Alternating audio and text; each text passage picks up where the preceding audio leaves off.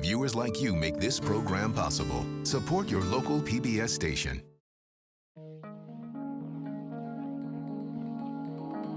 Coming to a working definition of culture is a very difficult thing. Culture can be works of art, but it could also be the clothing you choose to wear. It's works of literature. But I think even if we're talking about physical objects, whether it's a Renaissance painting or a Roman sculpture, it's always in the world of ideas. They're representations of broader trends in a society. What energy has done to culture is transform the things that we include in our culture. We have new devices and traditions today that we didn't have 200 years ago. Once people can start throwing energy at things, they find substitutes for everyday products. The social transformation wrought by this new abundance of energy is massively influential on the everyday consumer. As soon as cars like the Ford Model T came out, this completely changed the dynamic of the American culture. Now people have a chance to explore. Today, with modern energy, culture can move more quickly because we have means of disseminating that culture over television and radio and the internet. These new tools have been instrumental to the rise and fall of different regimes. So energy can lead to a massive change in culture as well. Culture is all around us. Culture reflects us, shapes us. Energy has influenced our culture. Movies, art, music, fashion, computing, and the internet are all powered by modern energy. Human culture is a living thing, influencing and influenced by those who live within it. Though for much of history, significant shifts in culture were measured over generations rather than lifetimes. Modern energy has accelerated every facet of human life, including the way our cultures interact and evolve as trends and fashions travel the globe. Whether it is an age-old tradition or a fleeting trend, energy has always played a key role in the story of culture.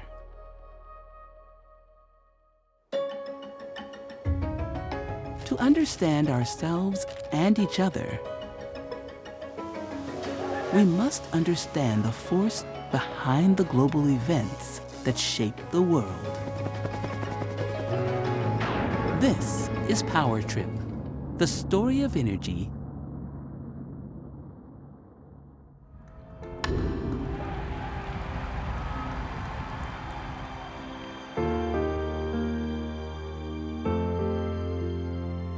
Before modern energy, culture was really a process of artisanship. People would make elements of our culture by hand. Paintings, ironwork, glasswork, architecture in these buildings were designed by hand and then built by hand. And there's energy embedded in the artwork too. We can look at a sculpture and let's say it's out of bronze. A lot of things went into that. First is there's some sculptor who is chiseling out the shape in granite or some mold. And then there's some energy used to extract the materials for the bronze at a mine, moved to location, melted with heat, and then cast into the shape of the sculpture. Or maybe the canvas that holds the paint, the oil paints. It's oil paints, they're made from oils, and then the wood frame. These are all forms of energy. If you had new fashion or new dress, maybe they'd be captured in a painting, and then eventually the painting would be shown or reproduced, and over time the culture would spread. These exhibits were sometimes the only exposure people would have to different cultures or different traditions and histories, but people didn't get to travel very easily. So culture propagated more slowly before.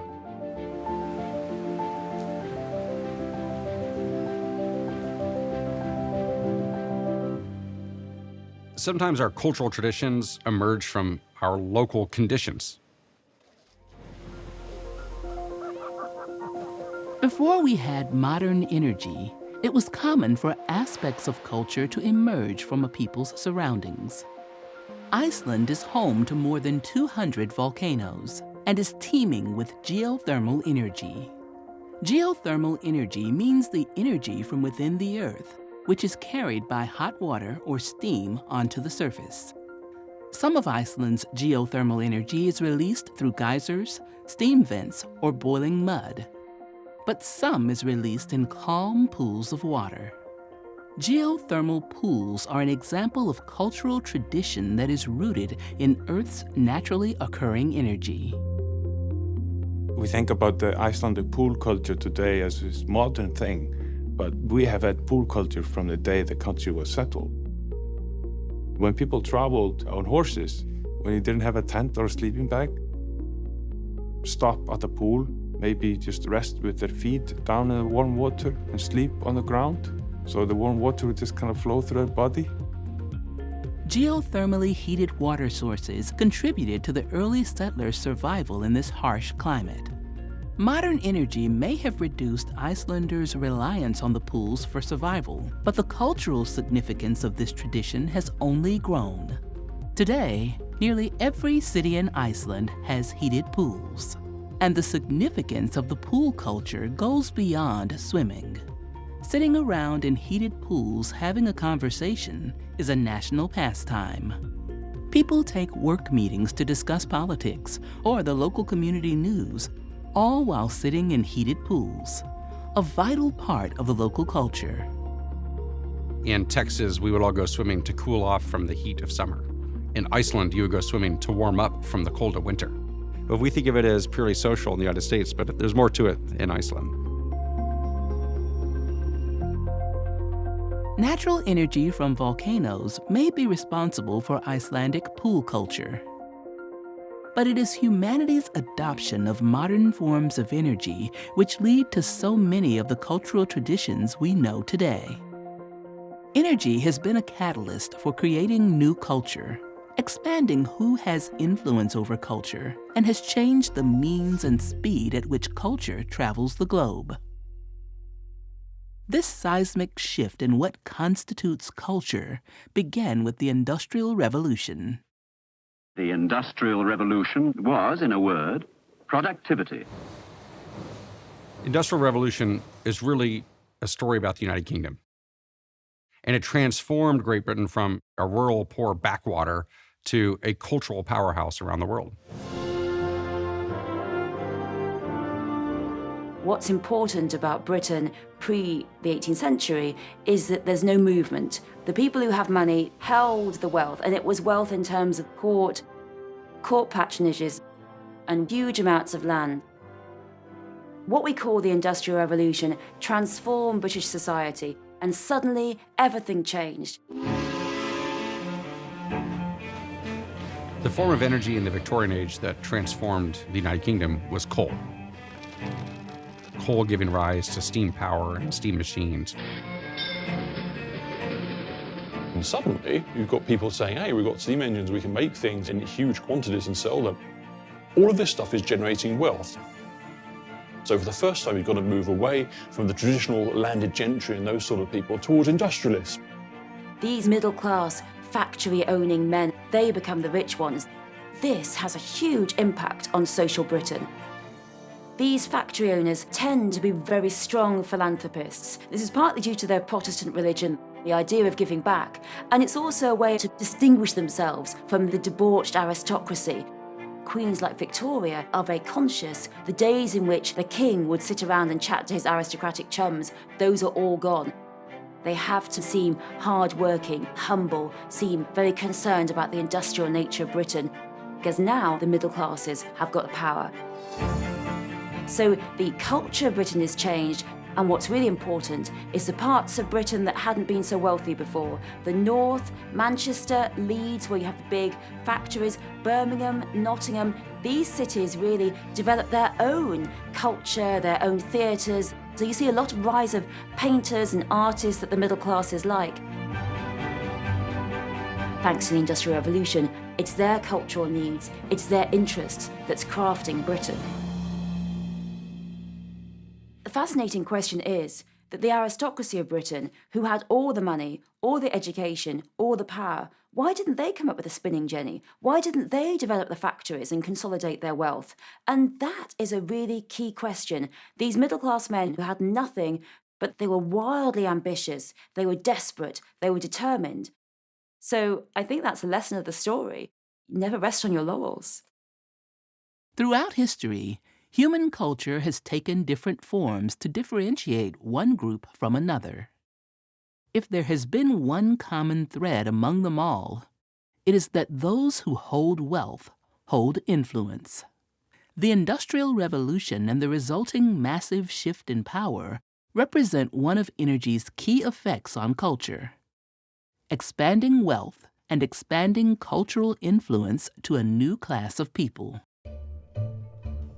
The social transformation wrought by this new abundance of energy is complicated. Of course, one of the things that happens when you have all of these great big industries is the price of goods falls, which is great for your everyday consumer. They can suddenly afford a few more luxuries, things that allow them to position themselves, status goods, if you like. People aren't actually in a subsistence position anymore. You're not just having to worry about the basics of life. There's more money, more disposable income which you can spend, and it's spent on things which I suppose previously might have been seen as luxuries. Britain transforms into what Napoleon calls as a nation of shopkeepers. So what becomes the most popular leisure pursuit in Britain, which is shopping, that all starts in this period, the huge consumer culture.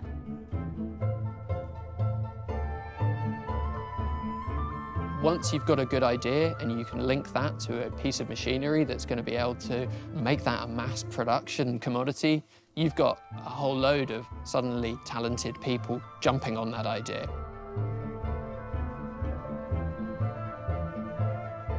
The range of goods which is available is amazing. People come to London in the early 1800s and they're amazed. There's shops everywhere. Factories creating stuff, and people need to be encouraged to buy that. And so you have the idea of fashion, that if you don't buy this season's dress, you're going to be out of fashion. And so women are encouraged to have more than one woolly dress, to have lots of dresses. Before access to high quality, cheap fabrics and fashions, the rich had much nicer clothes than the poor. The dirty, low quality clothes were the differentiator between the rich versus the commoners. And then you see as a result the rise of uniforms for servants, where butlers started to wear tuxedos and maids started to wear very particular clothes to differentiate them from the rich aristocrats. You've got shopping culture, you've got fashion, you've got celebrity culture. For example, Lord Nelson. When Nelson wins the Battle of the Nile against Napoleon, the French forces, finally it looks like the war's going Britain's way. Well, he's the great hero, and everyone has to have Nelson stuff. There's a huge factories generating Nelson stuff. It's Nelson necklaces, Nelson headbands, Nelson boxes, Nelson decorations for your walls, everything. And also you have Nile sets. People want to decorate their houses with mummies, with sort of Cleopatra looks, with sphinxes. So these celebrities have a huge amount of celebrity stuff. Though this evolution of consumerism into a culture of its own was a result of a new energy-driven world, the intangible effects of energy were greater still. One ingredient of culture is time, and energy had begun to show its remarkable ability to alter how people spent theirs. As well as the basic, you're moving towards a new wealth-based economy, it's just that actually you don't have to live in a tiny community in an agricultural area. People are tending to move to cities and urban areas.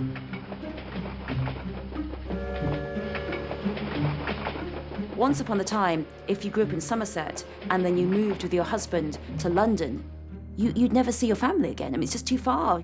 Now you can go on the train, the steam train. Yes, it's transferring goods all around the country, but also people. There's a burgeoning nightlife causing a new kind of sociability. People are interested in going out at night, going to the tavern, going to the coffee house, and these are places where people congregate around light. You see this transformation. Cities everywhere start having lights. We see the development of restaurants and big cafe culture. Before, after dark, you really didn't have anything to do but go to bed. You couldn't really work after about 6. Cities were dark, there was crime. Now you can have electric lights, and so leisure time can be extended. many more visits between each other, there are balls, there are celebrations, and all of this is thanks to the Industrial Revolution. British society was unrecognizable from the previous century as energy transformed culture. People could read after dark by electric light and expand their knowledge. Women in particular had experienced a role change. Energy aided in lessening many of the mundane chores women were expected to perform. The new social order also helped spark the push for equality. Previous to that, the woman was helping, she was spinning, she was weaving if she lived with a weaver. They were part of the whole community. The glove maker's wife was helping him in his operations. But now, the woman has nothing to do with the factory. She's at home and her job is to decorate, and her job is to be moral, and her job is to visit other factory owners' wives. These wives of these industrial magnates, these daughters, well, they're the ones who have to conserve all the morality. They must stay at home, decorate the house. There are a lot of conduct books for the middle-class woman in the 18th century in which they're told not really to speak to men, to be silent, to be complacent. It's all about her saying nothing, her doing nothing, her being obedient, her smiling, her always obeying and helping her husband.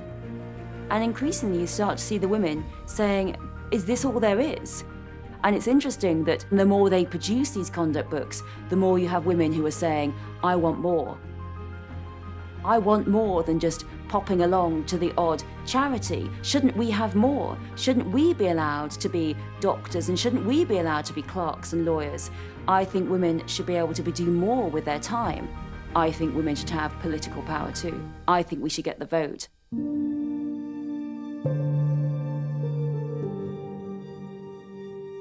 And of course, you see the empire, the colonization, oftentimes rapacious colonization of other countries. And these other countries become the key export markets for Britain.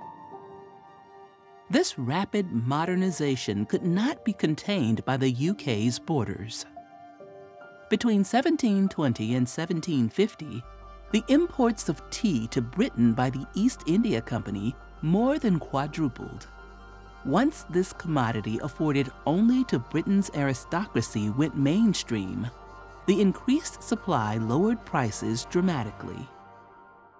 Imports and exports increased around the world, and culture was also exported and imported. Driven by wind, steam, and coal, the world was more connected than before. With the rise of modern resources, you also get the rise of colonialism and imperialism as countries would come into new areas, say the Middle East or Africa, to get access to the resources and bringing their cultures with it. Great Britain had an empire. It had land all over the world, but it's the cultural imperialism that I think is more interesting, the export of British culture. Sometimes it doesn't go so smoothly, creating a clash of cultures. India grew hundreds of tons of cotton annually, and yet Indians were unemployed half the year. Instead of sending their raw cotton to English mills, why not make their own cloth? Thus began the khadi or homespun movement. By the decline of British colonialism, culture was forever changed worldwide. Wealth was easier to create, and more fortunes were made through energy. In the United States, numerous families rose to the top through energy exploits, and their influence on culture grew alongside their wealth. One of the things that really happened in the 1900s in the United States was the rise of these oil fortunes. Access to modern energy made certain people much richer, these oil tycoons. This incredible wealth that was accumulated by these energy fortunes often led to great art collections and investments in culture like the Gettys of the world. These museums are showpieces for the wealth of the oil tycoons, but cultural expressions as well.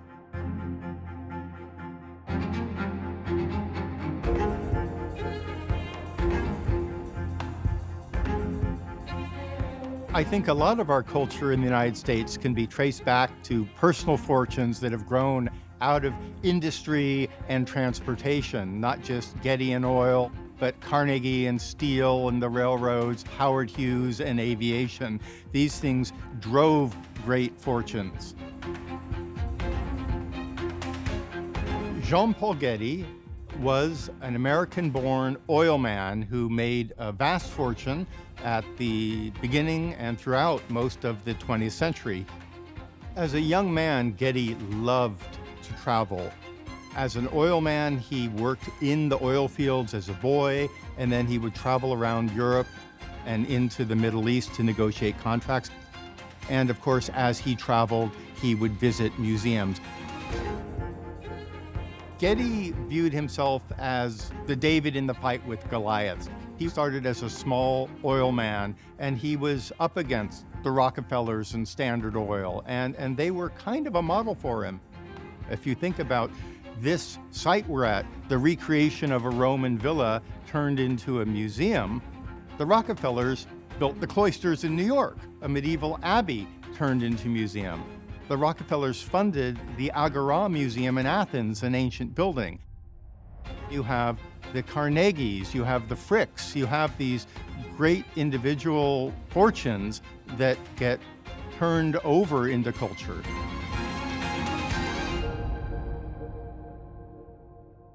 Oilman J. Paul Getty was a millionaire at age 23. And by the late 1960s, he was called the richest man in the world. Getty traveled the globe collecting cultural objects and art. J. Paul Getty began the collection of antiquities in 1939 when he was resident in Rome, courting his fifth wife, Theodora Lynch, who became Teddy Getty. And he traveled around museums and archaeological sites and dealers. There was a legal antiquities market in Italy at that time. Their prices had dropped precipitously during the Depression, and always wanting a good bargain, he recognized he could get these things at good prices and the value would increase. The first antiquity he bought is this piece here, this small terracotta group, and it's a modern piece. It's an imitation or a forgery. And we long thought that Getty was duped. The auction catalog had Getty's handwritten annotations. He's thinking, how much is he going to bid? He writes 10 pounds, 20 pounds, 30 to 40. And then he writes modern ? We can see him thinking the same way he's buying oil leases. He's taking a calculated risk that he might get something really good for a low price. It didn't work out in this case, but he wasn't duped. He was calculating. Like many collectors, he was deeply invested in his objects. He wrote whimsical fictions, creating backstories. And he really was especially interested in the histories of his objects. Although during his lifetime, he had a reputation not only for being very rich, but also being somewhat parsimonious. He now is, I think, known as an art collector and philanthropist.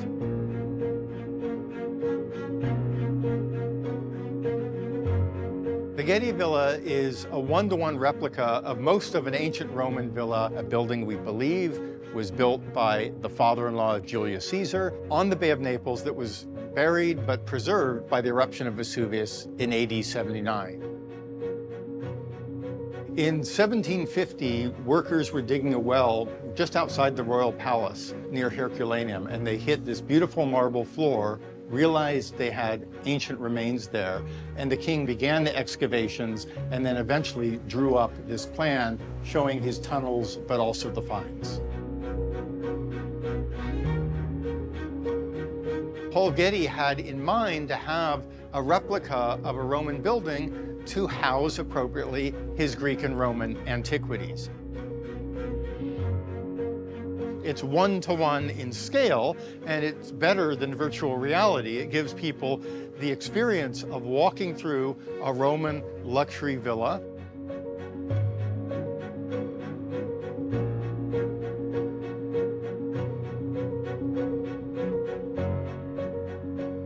This is the inner peristyle garden. Peristyle just means having columns all around, like perimeter. So we have a small peristyle that's square, and then the large peristyle out there.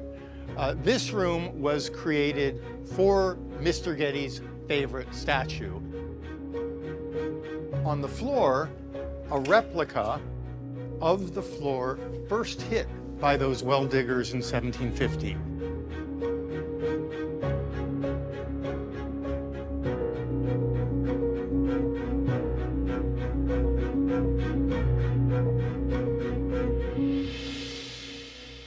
We have 44,000 inventoried antiquities in the collection from the cultures of ancient Greece and Rome.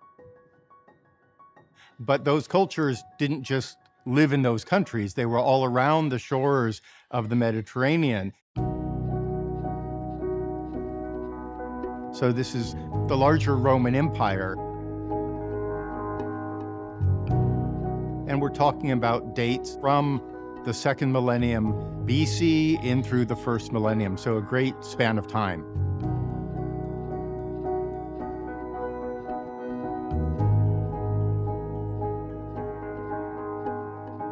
I think Getty's impact on culture continues to grow.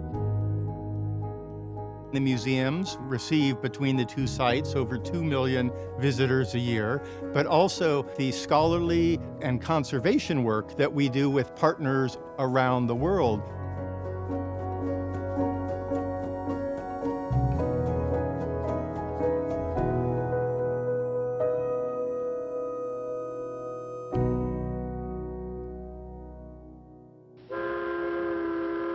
The American dominance on new forms of energy innovation really transformed the United States into a cultural and technological leader. In the 1800s, the United States was poor and agrarian. In the 1900s, with the rise in oil and gas, the United States became the place to go for new fashions and new technologies, innovations. What began earlier with the Industrial Revolution was now transforming societies around the globe at an even faster rate as people adopted oil and gas into their everyday lives. You have the tycoons that got really rich, but it's also the individual consumers got richer from the jobs they had from these industries, either from oil and gasoline or from manufacturing the cars that used it. And this made America much richer, and it created things like car culture.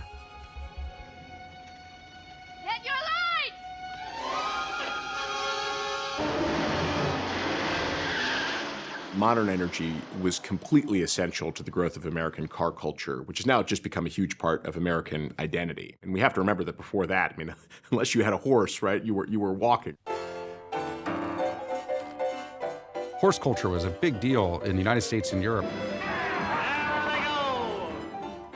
Horses were a source of entertainment. Oh, what a race that horse ran. They were used for transportation and mobility. And they were used for work in the fields. So horses were critical to society.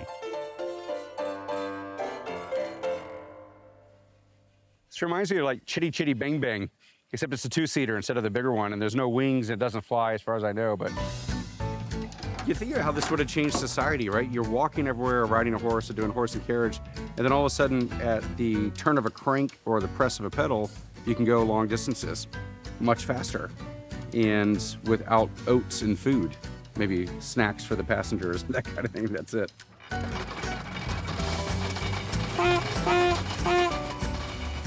We're at the race of the century in Massachusetts, which is teaching and showing the evolution of the automobiles for the first few decades of the 1900s. Audience, are you ready? On your mark, get set, go! And they're off. There goes. The race of the century is a unique living history event based around transportation. Neil takes the race by a hair. It highlights the chronological advancements of transportation technologies from the mid-1800s through the 1930s, and the narrative that comes along with the progression of these automobiles. their accessibility, cost, how they affect culture.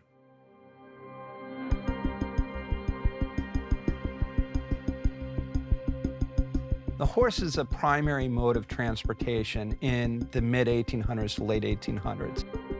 That's when we talk about, in the cultural wars, people pushing back against this new fandangled machine. And they do that through a series of unusual laws like the Red Flag Law. The Red Flag Law stated that anyone driving a horseless carriage had to be preceded by a pedestrian waving a flag or a lantern to alert any oncoming bystander or livestock of the machine approaching. And it even got to the point that in Pennsylvania, should you encounter any livestock, that you had to immediately stop, disassemble the vehicle, hide it in a nearby bush until the livestock was properly pacified. Snowy is down there with the cart, and we're gonna do a straight line race to the finish line here. The horse versus the car race is the last-ditch effort of the horsemen to prove that no matter what happens, the horse will always be the fastest around.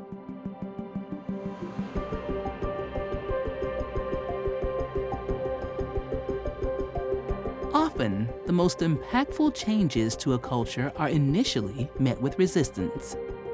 From the Luddites of the Industrial Revolution to those who clung on to the horse as a cultural necessity. But there would be no stopping what had begun.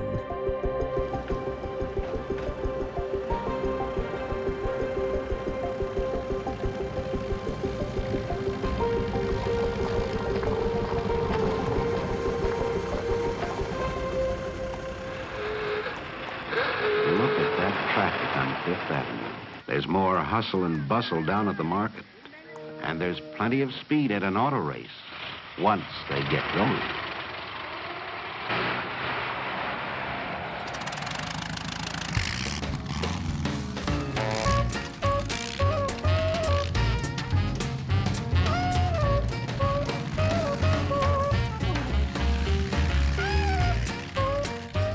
There was a definite class separation of those who had horses to those who had the horseless carriages. And then in the 1920s, you have cars like the Rolls-Royce, the classic era of the automobile, which is kind of funny because this is near the height of the Depression. The car itself is very much a status symbol. If you had a Stutz Bearcat, you were considered the Mac Daddy of the time. It was to the point of rolling around in a bright red Ferrari right now. I mean, glaring. It was a true statement that not only are you a man of means and adventure, but the car itself, it's a rolling piece of artwork. Again, illustrating the class separation of those who have money, a lot of it, and those who don't. That changed as soon as cars like the Ford Model T came out.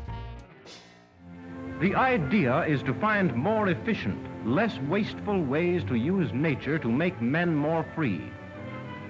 So great is an idea that within half a man's lifetime, a tiny workshop has grown into the world's largest industrial development.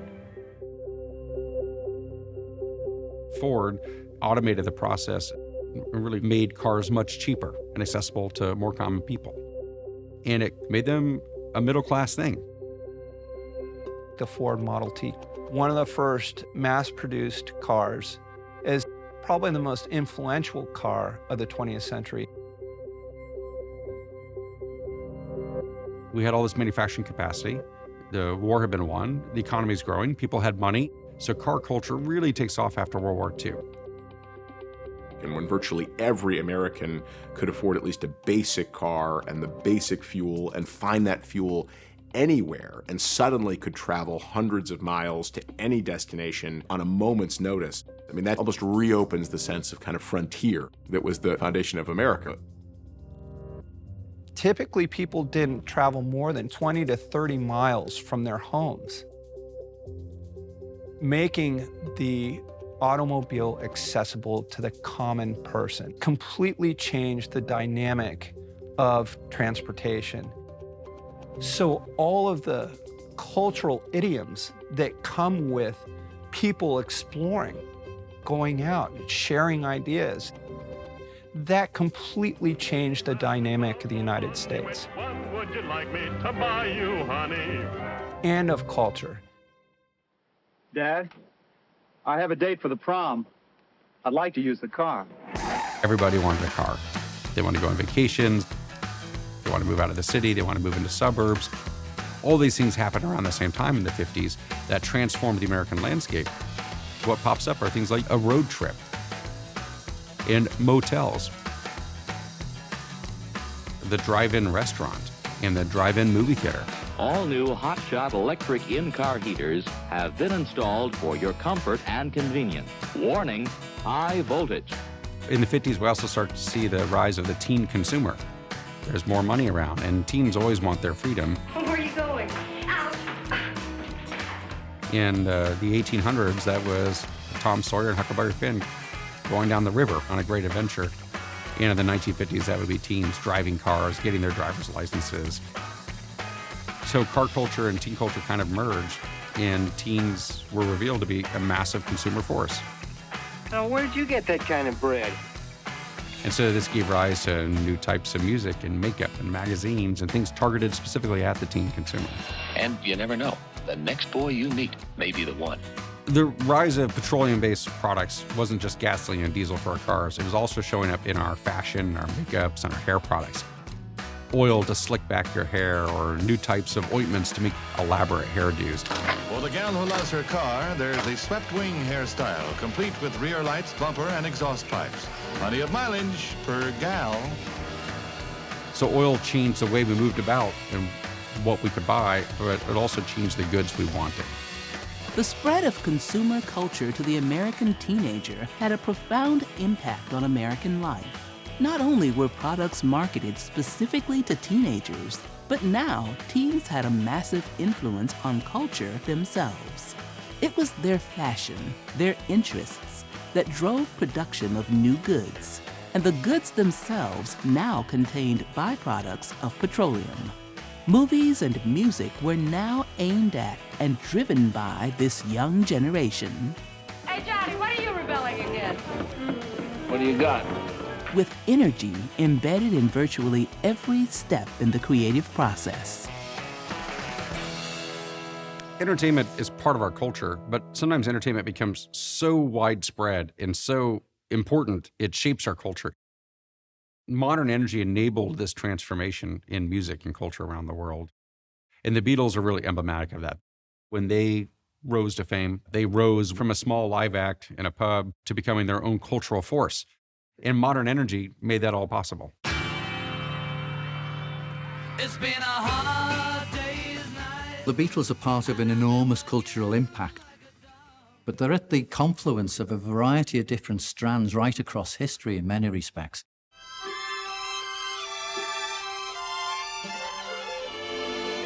Never thought that you would be standing here so close to me. There's so much I feel that I should say, but words can wait until some other day. You know, it's a very interesting period of time, because that generation, they were only kids during the war, seemed to want to say something about themselves. They didn't want to look back any longer. American culture had always been popular in Liverpool anyway. So that allure of America and its love affair with popular music, everything about it seemed to British youth to be very different from grey trouser legs and your shoes being soaking wet in the wind. You know, it all just seemed completely different. And the cars looked so cool, and the electricity was sparkling.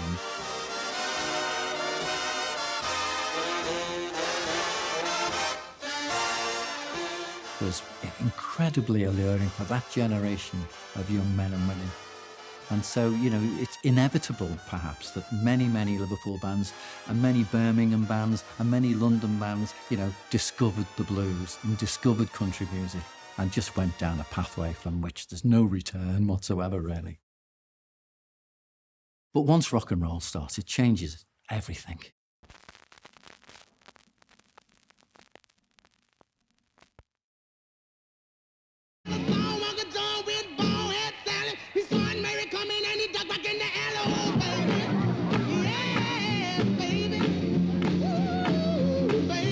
The last thing you'd want to do when you've just heard a Little Richard record on Radio Luxembourg would be to go to work and pen push for the next 10 hours.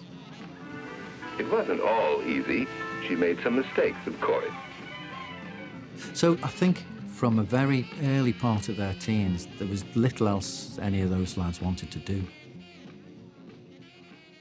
For popular music in the post-war era, really they're the epitome of a band who have used technology, they've used the music industry very wisely, and energy in particular, just energy.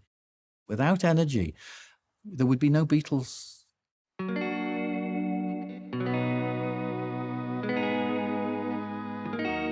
During the Beatles' early days, every time the Beatles were touring, and they were touring a lot by 1962, Brian Epsom would phone up the TV company, the independent TV company, and say, the Beatles are in town, you know. And the news people might say, bring them in. We'll have a little talk with the Beatles. Well, they'll play for you as well, you know. Oh, they could play out the news programme. And of course, how do they get into everybody's homes in the United States? Television.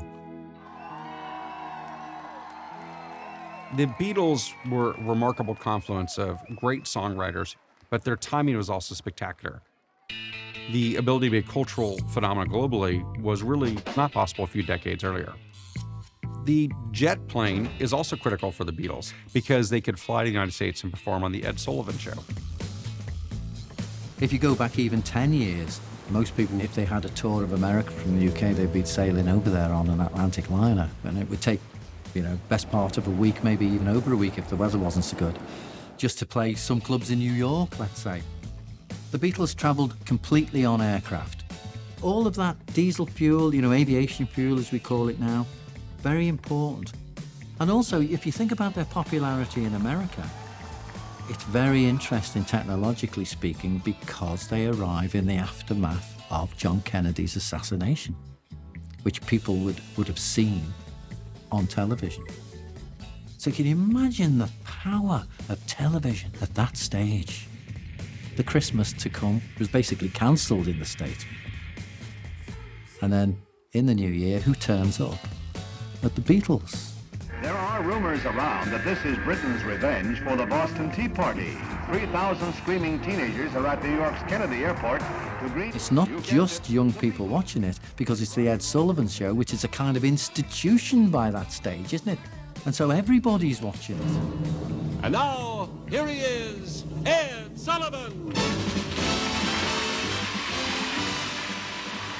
Tonight, the whole country is waiting to hear England's Beatles.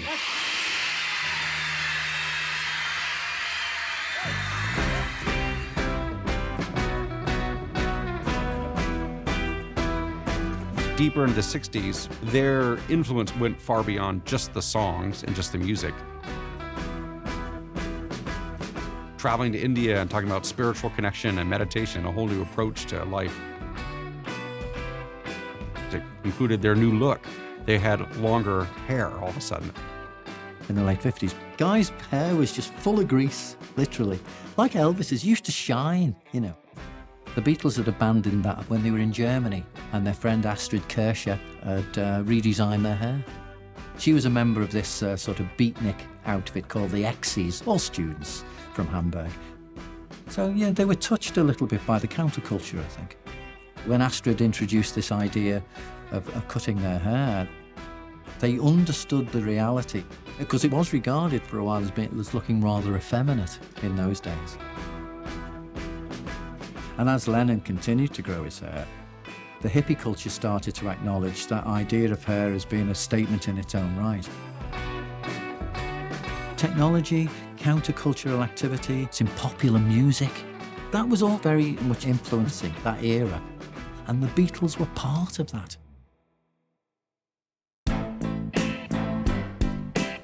So the Beatles story is an immersive museum on the Albert Dock at Liverpool. It tells the story of the Beatles and their rise to fame. So we're an immersive museum which tells the story of 4 lads who were born in Liverpool and how they became the world's greatest band, what is perceived by many to say the world's greatest band.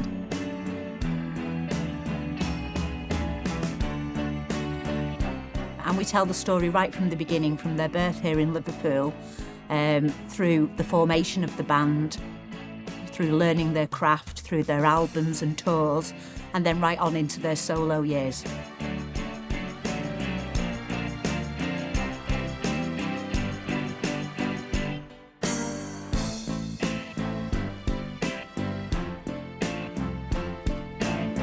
The Beatles' relationship with energy amplified their cultural influence in ways unseen before and perhaps since. The fuel that powered their global travel, the plastic revolution that allowed the imprinting of their sound, the electricity within the music and radios, as well as the televisions that brought them into the homes of millions, all aided 4 boys from industrial Liverpool in becoming cemented as one of the most important cultural icons of the modern era. Energy continues to play an important role in modern entertainment, just as entertainment continues to be one of the most influential aspects of culture. As energy's relationship to music has changed, so too has the way people interact with music. The development of multi-purpose albums was a complete sea change in the use of vinyl. That can be for, artwork, and it can be for design purposes, it can be for pleasure. It becomes a collecting item as well. So it's a very, very good carrier of art rather than ephemera. There's nothing better than owning an artifact which represents your investment in a piece of artwork. And I don't just mean financial. You're sharing the culture with the people that are making it.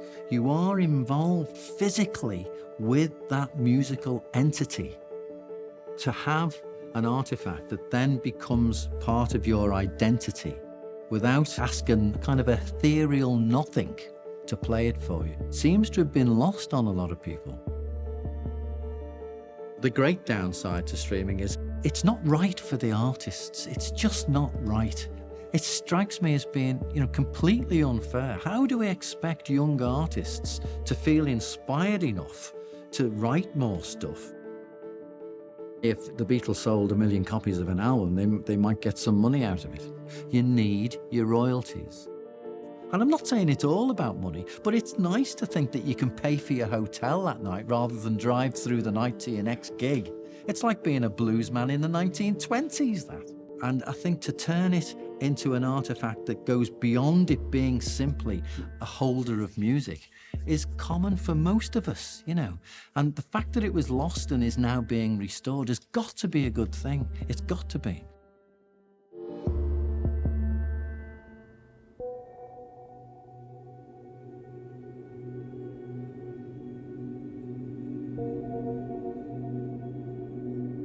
Access to modern energy has transformed our culture in a variety of ways, such that today it's hard to imagine what culture is without energy.